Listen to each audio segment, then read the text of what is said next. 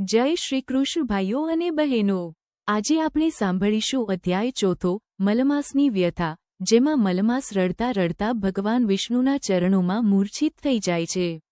અને એની સાથે જ સાંભળીશું પુરુષોત્તમ માસની સૌથી લોકપ્રિય અને રોમાંચક વાર્તા, તાવડી તપેલીની વાર્તા. આપણી ચેનલ પર રોજ પહેલી 13 અધ્યાય ક્રમવાર આવી રહ્યા છે, એટલે રોજ સવારે નિયમ લઈને કથા સાંભળવા આવી જજો અને કમેન્ટમાં પ્રભુનું નામ લેવાનું ભૂલતા નહીં.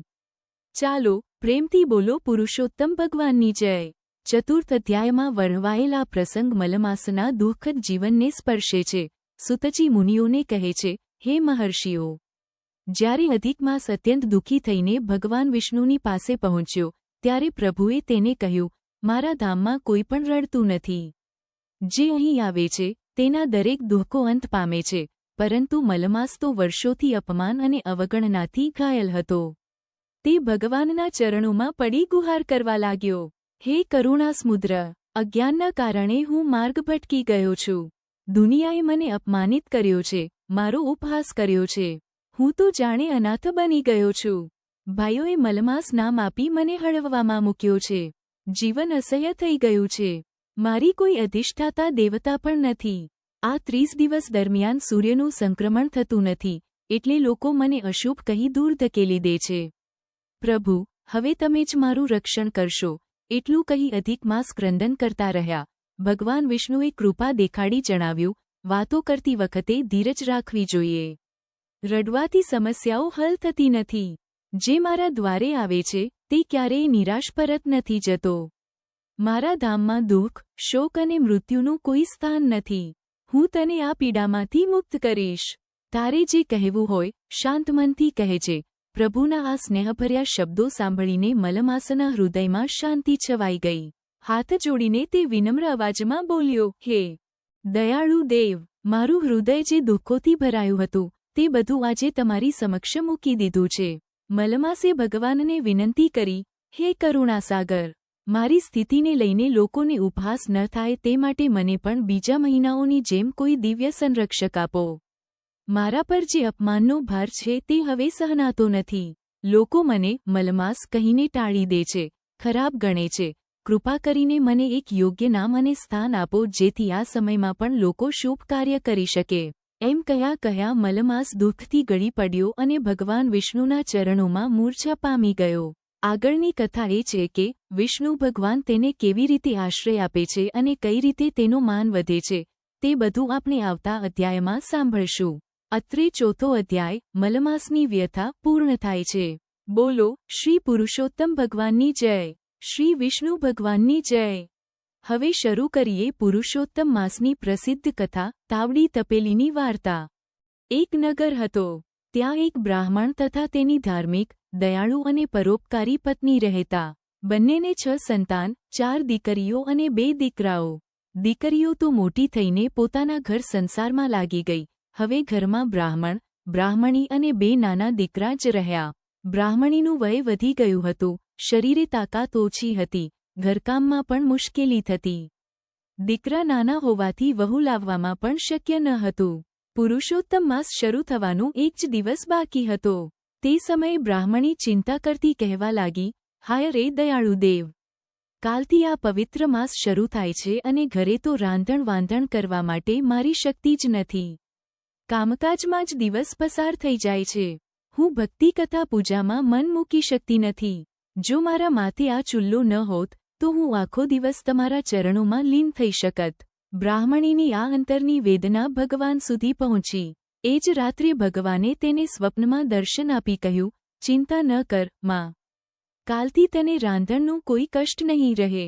હું તને એક તાવડી અને એક તપેલી આપું છું. તાવડી પર તું ફક્ત હાથ ફેરવતી જશ, રોટલા આપોઆપ તૈયાર થઈ જશે. અને તપેલીમાં તું કરચી હલાવશ તો મનપસંદ મીઠાઈ અને પ્રસાદ પ્રગટ થશે. પરંતુ આ તાવડી તપેલી કોઈને આપવા નહીં. સવારે ઘરનું રસોડું ખુલતા જ બ્રાહ્મણ અને તેની પત્ની અચંબામાં પડી ગયા. રૂપાની જૂની તાવડીની જગ્યાએ ચમકતી સોનાની તપેલી દેખાય. બંનેના ચહેરા પર ખુશી છલકાઈ ગઈ. નાહ્યા ધોયા પછી તેમણે ભક્તિપૂર્વક પ્રભુની કથા સાંભળી અને દેવ દર્શન કર્યા. બપોરે પાછા આવીને જ્યારે બ્રાહ્મણે તાવડી ગરમ કરી ત્યારે આમ તો સાદા રોટલા પણ સ્વાદિષ્ટ બની તૈયાર થવા માંડ્યા. અને તપેલીમાં થોડું ફેરવ્યું નહીં ત્યાં સુધી મેવા અને મીઠાઈઓ ભરાઈ આવી. આખો પરિવાર પ્રસન્નતાથી ભોજન કરતો અને પ્રભુની કૃપા અનુભવી ભક્તિમાં લાગી ગયો. બ્રાહ્મણી તો જાણે દુનિયાની ચિંતા ભૂલી ગઈ. ચૂલ્લાની મહેનત, લોટની તકલીફ બધું ગાયબ. પરંતુ બાળકોને મનમાં શંકા આવવા લાગી. માં તો ન રાંધે, ન ચૂલ્લો સળગે, અને રોજ રોજ મીઠાઈઓ ક્યાંથી આવે? એક દિવસ નાના પુત્રએ છુપાઈને બધું જોઈ લીધું અને આશ્ચર્યમાં પડી ગયો. બીજે જ દિવસે આ વાત મિત્રોમાં પહોંચી અને થોડા જ દિવસોમાં આખું ગામ તાવડી તપેલીના ચમત્કારની ચર્ચામાં ગરકાવ થઈ ગયું. વાત વંટોળ જેવું ફરીને રાજા અને રાણી સુધી પહોંચી. રાણી તો જીદ પર આવી ગઈ, આ બે ચીજો મારા દરબારમાં લાવો, નહીં તો હું ભોજન નહીં લઉં. રાજાએ પ્રધાનને કહ્યું, જે કિંમત માંગે તે આપીને તાવડી અને તપેલી લઈ આવો. પ્રધાન બ્રાહ્મણના ઘરે ગયા અને વિનંતી કરી. પરંતુ બ્રાહ્મણ શાંત શબ્દોમાં બોલ્યો, માથું માંગો તો પણ આપી દઉં, પરંતુ આ બે ચીજો પ્રભુની પ્રસાદી છે.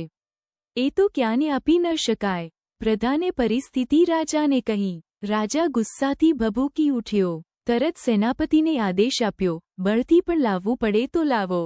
સેનાપતિ તલવાર લઈને દોડ્યો અને સીધો રસોડામાં ઘૂસ્યો. તેણે તપેલીને સ્પર્શ કર્યો અને બસ આંગળો જેવો ચોંટી ગયો. ન ચાલી શકે, ન તૂટે, ચીસો પાડવા માંડ્યો. સિપાહીઓ રાજા પાસે દોડ્યા. વાત સાંભળી રાજા મજાકમાં હસ્યો, આ તો પાગલપણું છે. પરંતુ જ્યારે રાજા પોતે ત્યાં પહોંચ્યો અને તપેલીને હાથ લગાડ્યો, એ પણ ચોંટી ગયો. હવે હાસ્યનું સ્થળ ભયમાં ફેરવાઈ ગયું. રાણી બધું સમજી ગઈ અને રડતી રડતી બ્રાહ્મણ અને બ્રાહ્મણી પાસે માફી માંગવા લાગી. એ સમયે આકાશવાણી ગુંજી, હે રાજન, પ્રજાની ચીજ પર દાનત કરવી એ મોટું પાપ છે. પ્રભુભક્ત પર અત્યાચારની સજા રૂપે આ બાંધછોડ છે. છોડાવવું હોય તો હમણાં જ મારા ભક્તને સહસ્ર સોનાની મોહર દાન આપો. રાણીએ તરત મોહરો મંગાવી અને ભક્ત બ્રાહ્મણને અર્પણ કરી. ક્ષણમાં રાજા અને સેનાપતિ બંને બાંધથી મુક્ત થઈ ગયા. આખું ગામ પુરુષોત્તમ પ્રભુના જયઘોષથી ગુંજતું થયું. જે ભક્ત હૃદયથી પુરુષોત્તમને યાદ કરે, તેના તમામ કષ્ટ ઓગળી જાય, પ્રારબ્ધ પણ નમન કરે, અને ભાગ્ય ફૂટી ઉઠે. હે પુરુષોત્તમ પ્રભુ, જેમ તમે આ બ્રાહ્મણ દંપતી પર કૃપા વરસાવી, એવી જ કૃપા આ વાર્તા વાંચનાર, સાંભળનાર, વ્રત કરનાર અને આ વિડિયો જોનાર સૌ પર વરસાવજો. તો મિત્રો, આ કથા આપણને એક મોટી શીખ આપે છે. જે ભક્ત નિષ્ઠાથી ભગવાનની સેવા કરે છે, તેના માર્ગમાં આવેલી દરેક અડચણ દૂર કરવા પ્રભુ સ્વયં આવીને રક્ષા કરે છે. બીજાના ધન પર લાલચ કરવી, ખાસ કરીને ધાર્મિક વસ્તુ પર લાલચ રાખવી, એ મોટો પાપ છે. સત્તા કે બળના ગર્વથી કોઈની પ્રસાદી છીનવી લો તો અંતે દંડ ચોક્કસ મળે જ, અને સાચા પસ્તાવા સાથે સારો માર્ગ પકડો તો પ્રભુની કૃપા તરત વરસે. બોલો શ્રી પુરુષોત્તમ ભગવાન કી જય. શ્રી વિષ્ણુ ભગવાન કી જય.